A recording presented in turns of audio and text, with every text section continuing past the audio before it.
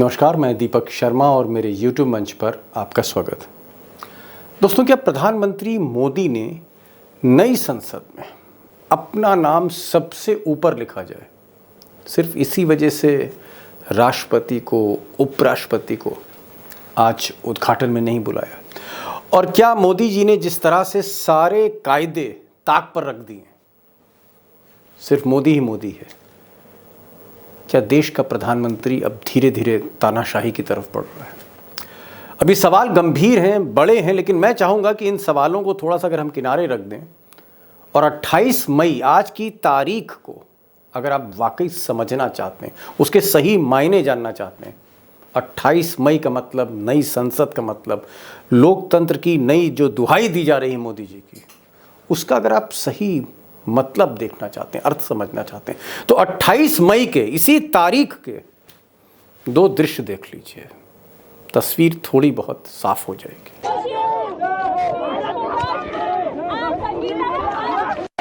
अब दोस्तों, दो दृश्य हैं, एक संसद के भीतर है, एक संसद के बाहर।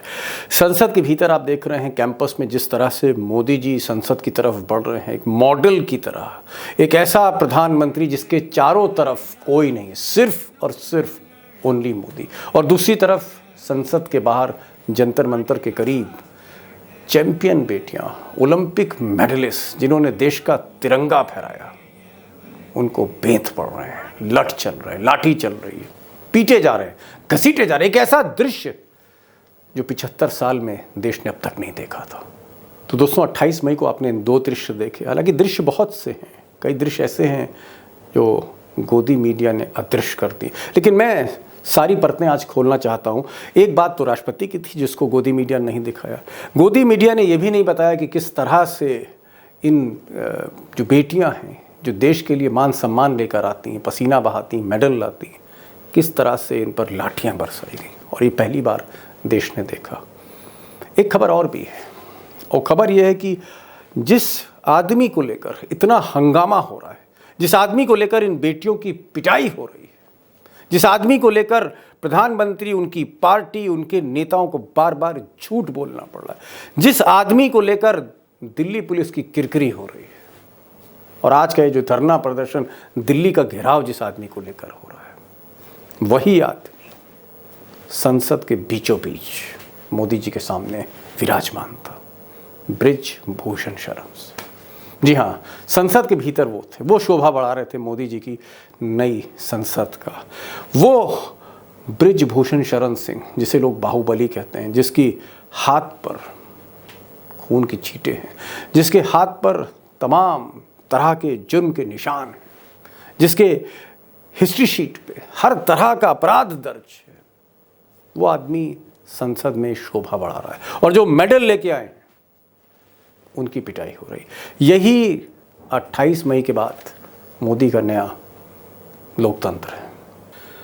अब एक तरफ तो मोदी जी ने हसरत पाल रखी है कि इस देश को विश्वगुरु बनाना है, और वो खुद एक इतिहास रचना चाहते हैं, और दूसरी तरफ ब्रिजभूषण के आगे कहीं ना कहीं झुक भी जाते हैं, ब्रिजभूषण जैसे बाहुबली के आगे झुक जाते हैं। एक तरफ राष्ट्रपति और उपराष्ट्रपति की उपेक्षा होती है, और दूसरी तरफ ये कहा जाता है कि ये जो छड़ी है दरअसल ये राजदंड है, और ये न्याय लेके आएगी, नए तरह का न्याय लाएगी भारत के लिए। जिन लोगों को अब तक इंसाफ नहीं मिला, उसको इंसाफ ये छड़ी, ये राजदंड लाएगी। एक तरफ ये बातें हुई, मुझे लगता है कई सवाल हैं, एक नहीं है दोस्तों, कई सवाल हैं, और शायद इन सवालों के जवाब हम और टाइगर दोनों मिलकर आपके लिए ज़रूर ढूंढेंगे। आखिर तक देखिएगा, ये सवाल वो हैं जो देश के मुस्तकबिल पर कहीं ना कहीं भारी पड़ रहे हैं आज की तारीख। टाइगर, पहला सवाल तो ये है कि आज संसद के भीतर जो हो रहा था, जो मोदी जी कर रहे थे, और बाहर जो हो रहा था, जो हमारे चैंपियन बेटियों के साथ जिस तरह से उनकी पिटाई हो रही थी, जिस तरह से उनको घसीट कर पुलिस की गाड़ियों में धकेला जा रहा था, तो एक तरफ संसद के बाहर जो दृश्य थे वो वाकई बहुत विचलित करने वाले थे, और संसद के अंदर अगर देखें तो नए लोकतंत्र की स्थापना और विश्वगुरु बनने की बातें थी। ये जो कंट्रास्ट आज आपको दिखा, ये संकेत क्या दे रहा है? 2014 से जैसे नरेंद्र मोदी कहते कुछ और करते कुछ है, ऐसा ही कुछ हो रहा था। आज वो लोकतंत्र को, भारत के लोकतंत्र को विश्व के तमाम लोकतंत्र की जननी कह रहे थे। वो अपने इतिहास, अपने वेद पुराण का उदाहरण दे रहे थे। वो मोहनजोदारो हड़प्पा तक चले गए, वो पुरानी जनपद तक चले गए और बता रहे थे कि हमारे देश में लोकतंत्र की परंपरा क्या है। लेकिन लोकतंत्र में विरोध का अधिकार है, ये सर्वोच्च न्यायालय उसी संविधान को रेखांकित करते हुए कई बार बता चुका है। लेकिन आज विरोध करने वाले उन लड़कियों को, और वो लड़कियां कुछ मांग नहीं रही देश से, वो न्याय मांग रही है। एक गुंडा, एक अस्मित लूटने वाला आज उसी पार्लियामेंट में शायद बैठा हो और आज वो तालियां बजा रहा होगा प्रधानमंत्री के उस वक्तव्य पे। उस पे आरोप है कि उन्होंने हमारे देश की होनहार बेटियों का, जिन्होंने देश का नाम अंतर्राष्ट्रीय स्तर पे लिया है, पहुंचाया है, गोल्ड मेडल विभिन्न मतलब कुश्ती में खेलकर, उन लड़कियों के शारीरिक शोषण का मामला है। 34 दिनों के बाद आज पुलिस ने बर्बरतापूर्वक व्यवहार करते हुए उन्हें अरेस्ट ही नहीं किया। 34 दिनों तक वो शांतपूर्ण रूप से चलने वाला वो जो उनका आंदोलन था, वो टेंट टपरे जितने भी गद्दे वद्दे हैं सब उठा के फेंक दिए, सब उठा के जब्त कर दिए और वहां पूरा सुपड़ा साफ कर दिया। और सारी लड़कियां, टाइगर, इसका मतलब क्या, ये जो घटना आज है, ये घटना के इस घटना के डबल केस, दो चेहरे, दीपक भाई, इस घटना की गूंज बहुत लंबी चलेगी, क्योंकि ये सिर्फ दिल्ली में नहीं हुआ है। दिल्ली की सारी बॉर्डर आज सील थी। आज अंबाला हो गया, जिंद हो गया, सोनीपत हो गया, पानीपत हो गया, हर जगह आज किसानों की अरेस्टी हुई है, हर जगह किसानों के साथ झुमा झुटकी हुई है। 5 राज्य, दिल्ली, हरियाणा, उत्तराखंड, पंजाब, राजस्थान, यहाँ किसानों के साथ जो किसान महिला पंचायत के लिए कूच कर चुके थे, उनके साथ झुमा झटकी हो गई। या ऐसा कोई सा लोकतंत्र है कि जिसकी नई बिल्डिंग आपको लोकार्पण के लिए जब आप एक उत्सव कर रहे हैं तो आपको इस शहर की बॉर्डर सील करनी पड़ती है? धिक्कार है ऐसे लोकतंत्र के पुजारी को जो इसको लोकतंत्र कहते हैं। धिक्कार है वाकई।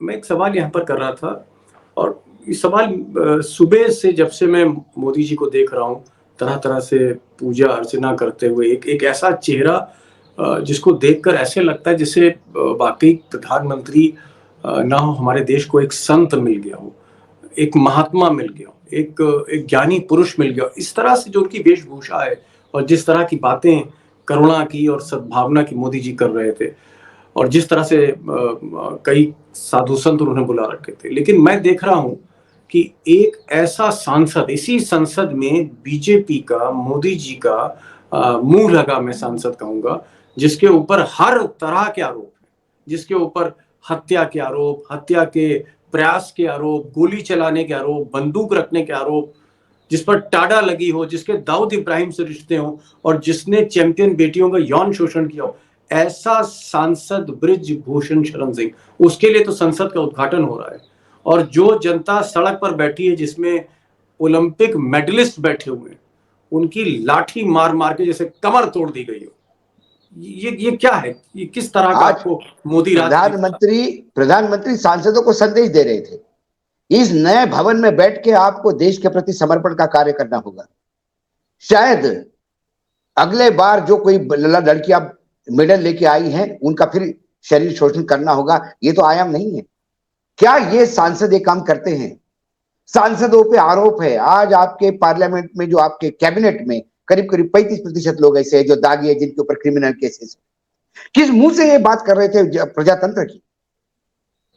आज जो पूजा, चलो आपका आस्था है, आस्था आपकी पूजा में करिए, कोई प्रॉब्लम नहीं, लेकिन जिस भीमराव अंबेडकर जी के नाम से आप माला जपते हैं, जिनके अध्यक्षता में लिखे गए संविधान के आप बार बार कस्में खाते हैं, उन्हीं अंबेडकर ने लिखा हुआ है कि 1947 में, 15 अगस्त 1947 को जब देश को आजादी मिली, तो कई ब्राह्मणों को बनारस में ये लगा कि एक ब्राह्मण प्रधानमंत्री हो रहा है, तो उन्होंने यज्ञ किया। लेकिन जवाहरलाल नेहरू उस यज्ञ में नहीं गए। उसके बाद कुछ दक्षिण के साधुओं ने उन्हें कुछ राजदंड भेंट किया, उन्होंने राजदंड भी लेने से मना कर दिया, वो गंगा जल भी पीने से मना कर दिया। ऐसे अंबेडकर लिखते अपने लेख में। कोई भी लेख, कोई भी किताब ये नहीं बताती कि वो सांगोल जो है वो किसी हस्तांतरण किया गया था। दक्षिण भारत से कुछ लोग आए थे, वो जवाहरलाल नेहरू के घर गए, जवाहरलाल नेहरू को दिया, जवाहरलाल नेहरू ने लिया और साइड में रख दिया। जवाहरलाल नेहरू संविधान में यदि बिलीव करेंगे, जवाहरलाल नेहरू सर्वधर्म समभाव की बात करते हैं, तो फिर ये नौटंकी नहीं होनी चाहिए। नहीं ठीक है, नेहरू और मोदी की मैं डिबेट में नहीं जाऊंगा। नेहरू और मोदी, आज भी बीजेपी ने नेहरू जी की जिस तरह बड़ा आपत्तिजनक कार्टून एक जारी किया, मैं उन विषयों पे नहीं जा रहा हूँ। कोई अपने को गांधी से जोड़े, कोई नेहरू से जोड़े, लेकिन एक चीज जो आज साक्ष्य सामने दिख रहा है, जो प्रमाण सामने दिख रहा है, जो आंखों के सामने आज दिखा कि आप एक्स प्रेसिडेंट, यानी जो राष्ट्रपति रिटायर हो गए, पूर्व राष्ट्रपति, आप उनको तो बैठा रहे हो, उनको न्योता दे रहे हो, लेकिन जो कुर्सी पे राष्ट्रपति जो बैठी हैं, आदिवासी महिला, और पार्लियामेंट से कुछ दूर पे उनका घर है, उनको आपने नहीं बुलाया। आपने उपराष्ट्रपति को नहीं बुलाया, उनका भी घर जो है मुश्किल से 1 किलोमीटर दूर नहीं है संसद से। तो संसद के एक तरफ राष्ट्रपति रहते हैं, संसद के दूसरी तरफ उपराष्ट्रपति रहते हैं, दोनों को न्योता नहीं, दोनों को नहीं बुलाया, दोनों के संदेश पढ़े जा रहे हैं। ये किस तरह का उद्घाटन था ये? और ऐसा क्यों किया कि राष्ट्रपति और उपराष्ट्रपति का घर बगल में है? अरे भाई, उनको बुलाने की जगह आप उनके संदेश पढ़ रहे हैं। प्रधानमंत्री ने आज 2 शब्दों के साथ खेला, संकल्प और सिद्धि। प्रधानमंत्री का संकल्प था कि नया पार्लियामेंट बने जिसके ऊपर उनका नाम अंकित हो, और वो उन्होंने सिद्ध कर दिया। आज राष्ट्रपति उपराष्ट्रपति होते तो प्रोटोकॉल से वो उद्घाटन करते, प्रधानमंत्री नहीं। प्रधानमंत्री उस तालिका पे अपना ही नाम चाहते हैं और किसी का नहीं, ऊपर अपना नाम, नीचे। मैं आपको टोक रहा हूं टाइगर, अगर उप राष्ट्रपति जी आ जाती, 5 मिनट बोलती, उसके बाद मोदी जी को बुलवाया जाता और मोदी जी का भाषण सुना जाता है, ज्यादा से ज्यादा टाइगर ये होता कि जो प्लेट है, जो शिला पट्टिका है, उस पर मोदी जी का नाम नीचे आता, ऊपर प्रेसिडेंट का नाम आ जाता। दीपक भाई, प्लेट पे 2 इंच नाम नीचे जाने से क्या हो जाता? दीपक भाई, सारा प्रश्न ही तो नाम का है। सिर्फ मेरा नाम चाहिए, इतिहास के पन्नों में सिर्फ यह दर्ज हो कि मैंने उद्घाटन किया, मेरे नाम की तालिका हो, यही तो चाहिए। नहीं तो राष्ट्रपति उपराष्ट्रपति का संदेश पढ़ रहे थे। मुझे आज शर्म आ रही थी, मुझे आज शर्म आ रही थी कि मैंने किसको अपना रोल मॉडल माना एक समय।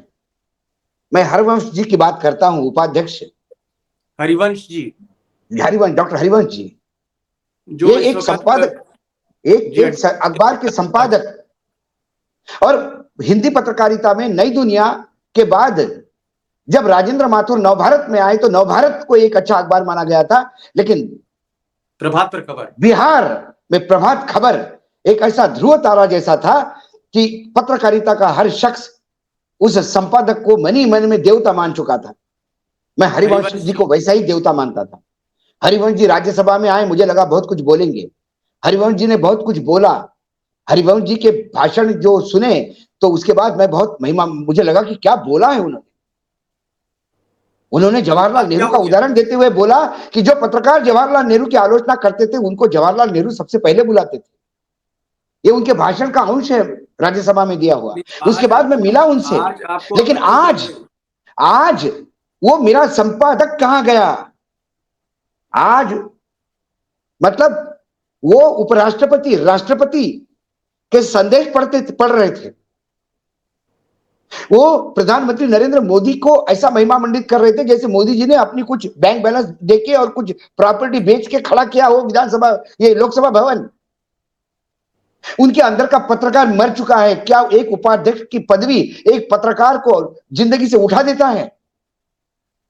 मुझे तो लगा पत्रकार हमेशा पत्रकार होता है। मुझे तो लगा आज वो कहते कि नहीं, मैं राष्ट्रपति और उपराष्ट्रपति नहीं है, मैं किस मुंह से उनका संदेश पढ़ूं? हमने उनको बुलाया नहीं, ये घोर पाप का मैं भागीदार नहीं हो सकता। लेकिन क्या उस उपाध्यक्ष पद पे ऐसा कुछ मक्खन है जो खाने के लिए आप वहां बैठे हो? आज मुझे घिन आ रही है कि मैं किसको रोल मॉडल मान रहा था। अच्छा हुआ दीपक भाई, मैं हमेशा हमेशा सही पत्रकारों को कहता हूं, राजनीति में मत जाइएगा। पत्रकारिता में जो थोड़ा समाज सेवा करते हो, राजनीति में जाने के बाद धंधेबाज बन जाते हो आप।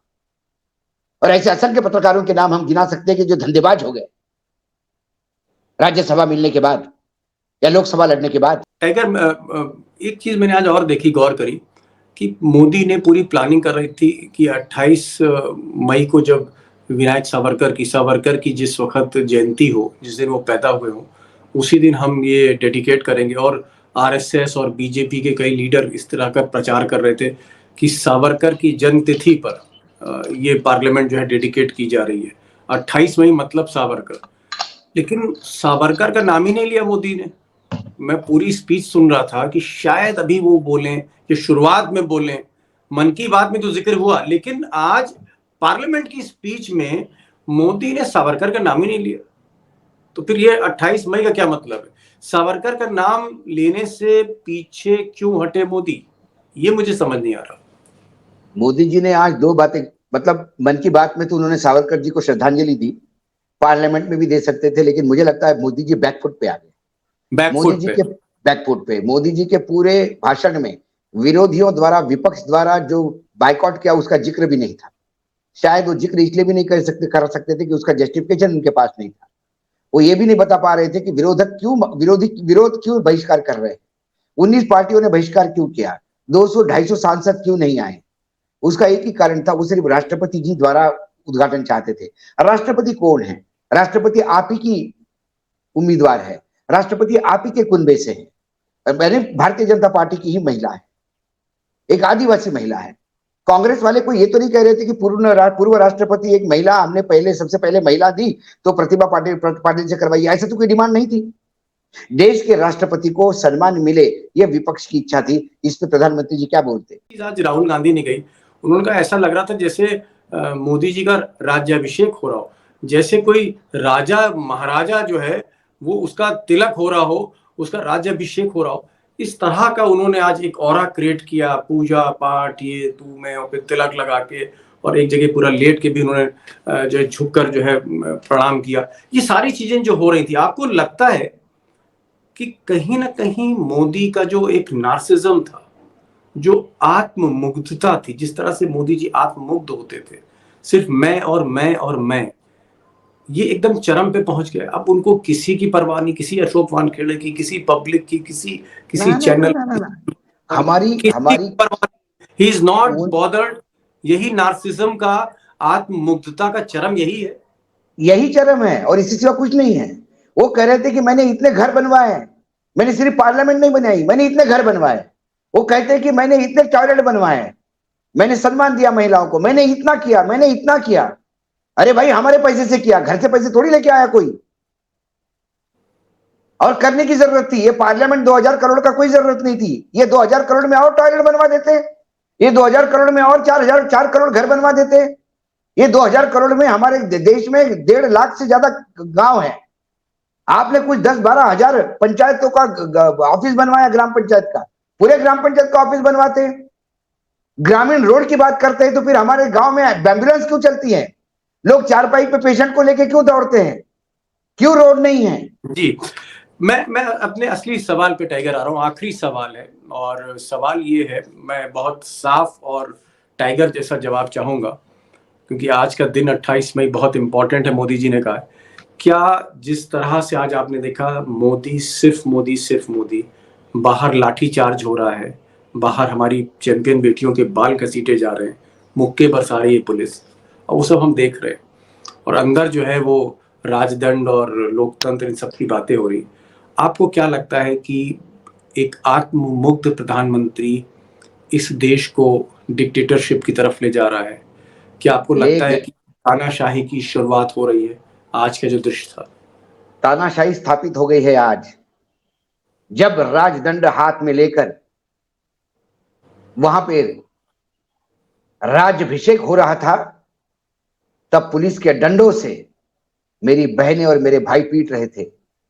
मेरे किसान चाचा ताऊ मेरे 5 राज्यों के बॉर्डर पे पीट रहे थे, क्योंकि वो अपना विरोध प्रकट करना चाहते थे। और विरोध नए पार्लियामेंट का नहीं, विरोध प्रधानमंत्री का नहीं, विरोध एक गुंडे का जिसने उन लड़कियों के इज्जत के साथ खेला है। इस देश की अपनी बेटी की इज्जत के लिए, न्याय मांगने के लिए भी जहां डंडे पड़ते हो, वो राजदंड आज किसी के हाथ में हो तो मैं क्या कहूं। ये तानाशाही का आज राज्याभिषेक था जी। आज ऑफिशियली डिक्लेयर्ड हुआ कि अब ये देश तानाशाह चलाएगा जी। और लोकतंत्र आज, जब अंदर तानाशाह स्थापित हो रही थी, तानाशाही, बाहर लोकतंत्र मर रहा था, टूट रहा था। चलिए, एक तरफ मोदी जी के हाथ में सोने की छड़ी थी पार्लियामेंट के अंदर, पार्लियामेंट के बाहर लकड़ी के बेंच चल रहे थे। ये सब दृश्य तो लोग खैर देख ही रहे हैं, लेकिन मुझे लगता है कि इतना हतोत्साहित होने की बात नहीं है, क्योंकि एक तारीख जो है मई में आ रही है, अगले साल 2024 में, और उस दिन जनता के हाथ में मैंडेट होगा, जनता के हाथ में मताधिकार होगा। राजदंड इस लोकतंत्र में पंडित मंत्र पढ़ के नहीं देते, गंगा जल से धुल धुल के नहीं राजदंड सौंपा जाता। ये लोकतंत्र है बाबू, दीपक बाबू। या राजदंड देता है जनता, हाथ में देती है सत्ता, और वो अपने पसीने से सींच कर पवित्र करके देती है। या गंगा जल से पवित्रता नहीं आती, या जनता के पसीने से और खून से पवित्रता आती है, और वो जनता 2024 में बताएगी। मैं बता रहा हूं आपको, कर्नाटक, हिमाचल, दिल्ली उसका उदाहरण है। शुरुआत शुरू हुई है, शायद उनको भी आभास हुआ इस बात का, इसीलिए जल्दीबाजी हो गई है राजदंड हाथ में लेके खुद का राज्याभिषेक करने की। जी, यही मैं कह सकता हूं विश्लेषण के तौर पे।